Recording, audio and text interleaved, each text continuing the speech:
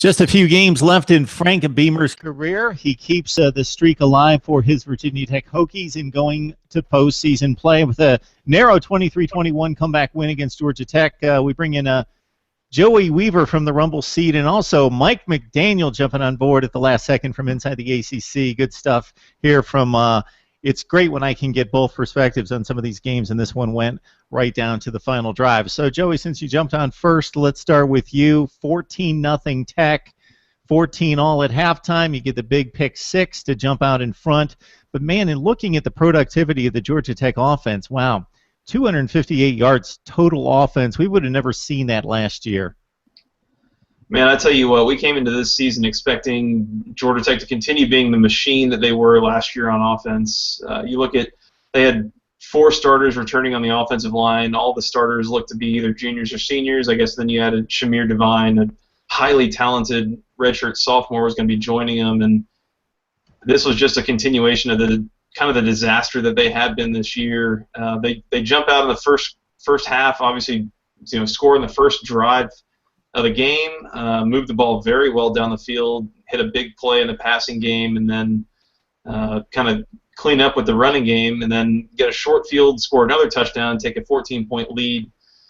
And from there, I mean, it fell apart. That was the last that the offense scored in the game was in the first quarter. And that's kind of the reality that has become Georgia Tech's season, is the offense, it's just not that good. The offensive line has been a massive just catastrophe. They cannot pass block.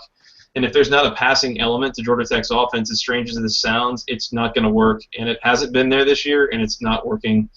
And so that's pretty much what you get in this game is Georgia Tech, Virginia Tech starts to load up the box. Georgia Tech needs to throw the ball to get past them, and they can't do it effectively. And there's your ball game. Not to mention they helped out the Hokies a lot with 3 turnovers in the second half, on some pretty bad fumbles. So this team has not been any good at winning games. They've not done the things that they need to do to win these games, and this is the result that you get, as disappointing as it's been.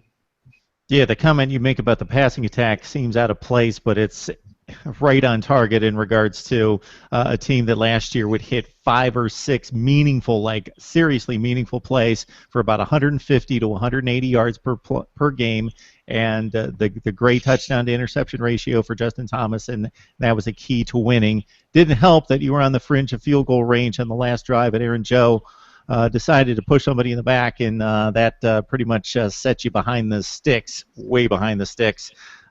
Mike, let's kick it to you to get the Virginia Tech perspective. The Hokies come in at 4-5, hanging on to postseason play. It's still alive now for Frank Beamer in his final swan song. Yeah, they play Virginia at the end of the year too. So the way that's been going the last 12 or 13 years, you would expect Tech to now be able to make a bowl game, but anything can happen in the ACC this year. But overall, my thoughts on the game, Michael Brewer, it was kind of a tale of 2 halves for him. I thought he played pretty well up until the third quarter on that first drive of the second half where he threw that interception. I think from then on out, he really struggled the rest of the way. He still finished with respectable numbers, 15 of 29 on the night for 178 yards and a touchdown and interception. But I think the whole essence of what was happening tonight, and Joey attested to it as well, this is kind of the story of 2 football teams that have kind of had mistakes at very inopportune times. And Deion Clark, the linebacker for Tech, had a bad night all around, but he ended it there with a huge, what could have been a huge personal foul penalty with a late hit out of bounds to extend Georgia Tech's drive there. It eventually stalled, and Tech was able to get the win. But yeah, Georgia Tech's inability to throw on Tech's defense, I think, was huge. Bud Foster should get a lot of credit because there's been a lot of flack going his way this season for the way the Virginia Tech defense has performed, specifically against the run. But tonight, the way they played in the second half, the fact that Georgia Tech didn't score an offensive touchdown after the first quarter, and the last 3 quarters, Georgia Tech only had 128 yards of total offense, and that's just a testament to how well the defense played overall, despite some crazy late game instances there. You have Joey Sly miss a field goal, then miss an extra point for Tech. You have the Georgia Tech fumbles in the second half. And the Michael Brewer pick six was pretty big there in the third quarter, and I thought it could end up being the difference in the football game there for a while. So it's just a story of two programs that have struggled kind of from the get-go this season and haven't been able to get a ton going. But it just kind of goes to show you that any team can win on any given night, especially when you have two programs that have underperformed to the degree that Virginia Tech and Georgia Tech have this season. Well, Joey, there's going to be a few less people keeping an eye on Georgia Tech football for the last couple of games of the year compared to last season. You're a diehard, so obviously you're going to be tracking this team and looking for what's next, who are those guys that are going to break through and possibly give us something in 2016. So what are you looking for the last couple of games of the season? Yeah, so with Georgia Tech adding its 7th loss of the season at this point, they would have to win out and then get some weird set of circumstances to make any sense of a bowl game. And at that point, you're playing in Shreveport or Detroit or something like this. So, you know, hopes are not riding super high right now. But for the rest of the season, you got to look for some young guys to play going towards next year. Tonight's game, they started a pair of freshmen at offensive tackle. Kind of continue to shift the offensive line around a little bit. You know, looking for some of those young guys to keep playing. They had listed one of the freshmen to start at B-back, Marcus Marshall. He did not end up starting. He played quite a bit tonight, but if he had started, that would have been 6 freshmen starting on offense for Georgia Tech. So you got to start, you know, using that and get the youth involved to get some live game snaps and get something rolling towards next year.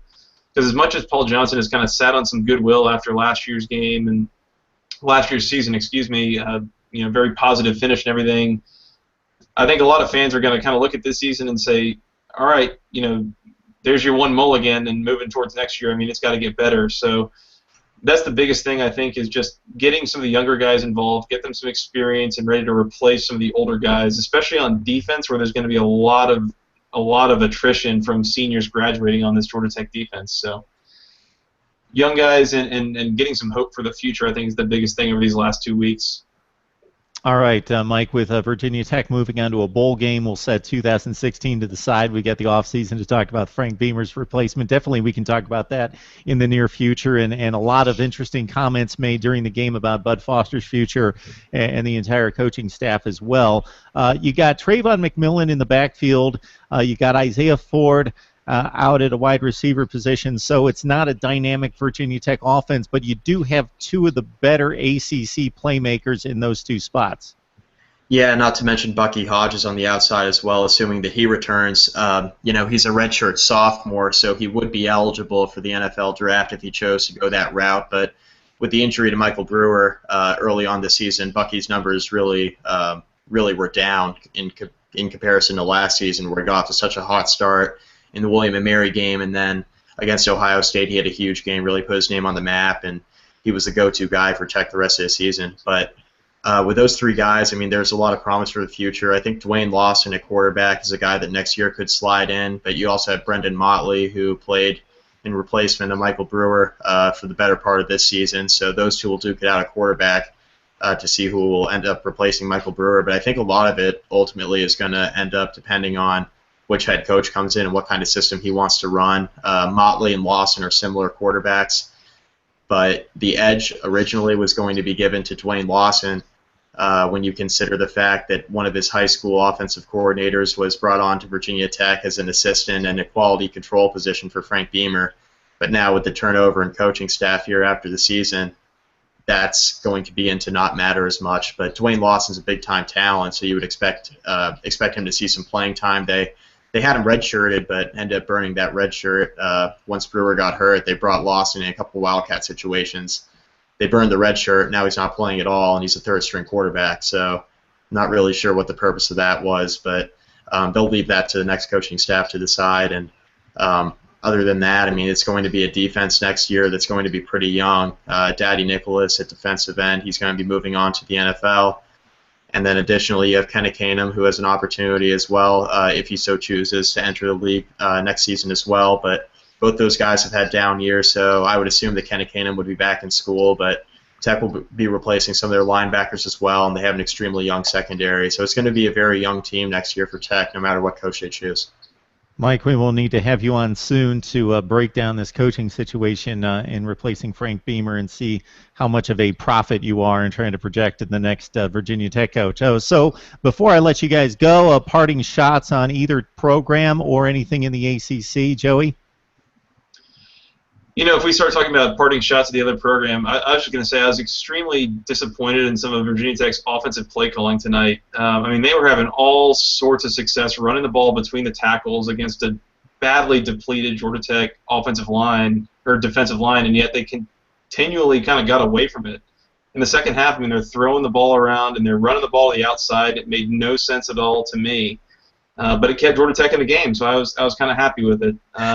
So that was the thing that made absolutely no sense to me, and I'm guessing from Mike nodding his head, violently over there, he's kind of thinking the same. But while I'm talking, I just want to say, certainly appreciate what Frank Beamer has done for that program for 30 years, and just a class act in the game. And I read something that was kind of listing out some of the crazy things that somebody had seen him do. That just an extremely kind and caring person for anybody that he came in contact, and they listed off like 10 or 12 things that he just did for random people, and they concluded it by saying, by the way, I saw him do all of this in one day.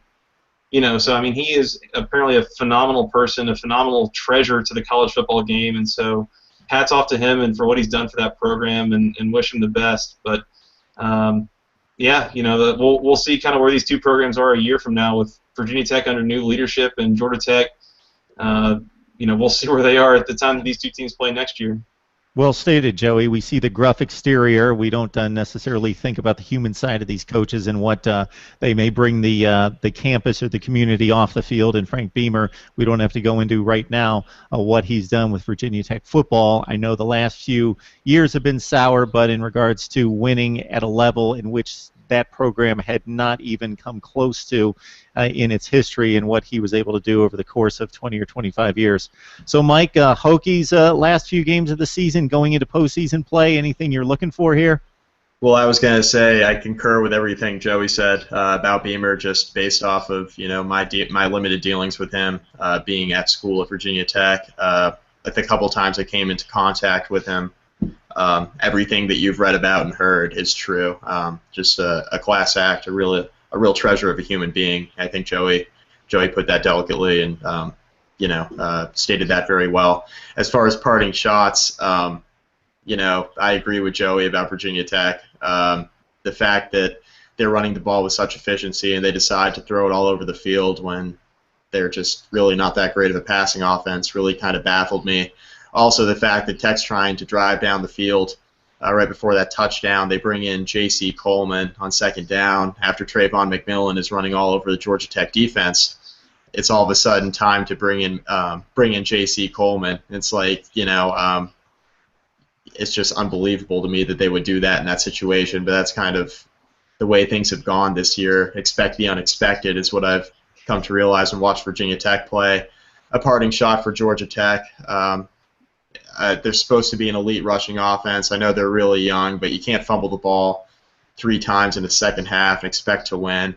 Joey knows that, but that goes for any team in the ACC. But it was just kind of in a nutshell for both teams tonight, just kind of the epitome of their season. Just all of the penalties, the fumbles, the really bad interception by Michael Brewer to start the second half. I mean, kind of everything in a nutshell. How much these two teams have underachieved it was just kind of manifested tonight in this game, and it was a rough 60 minutes if you were a fan of either school. Mike, you steered us back to nuts and bolts football there for a second. Between you and Joey, you brought Mark Rogers TV for doing a Thursday night football recap to a sentimental high in discussing Frank Beamer. So it was an interesting recap from that standpoint and that standpoint alone. So I appreciate you guys jumping on. I know you guys have a ton to do and work in the morning, so jumping on here late on a Thursday night to recap Virginia Tech extending itself to postseason play again, and Georgia Tech looking for good things in 2016 and to wrap up 15 very strong. We'll talk to you guys later. Appreciate it. All right, thanks. Thanks, Mark.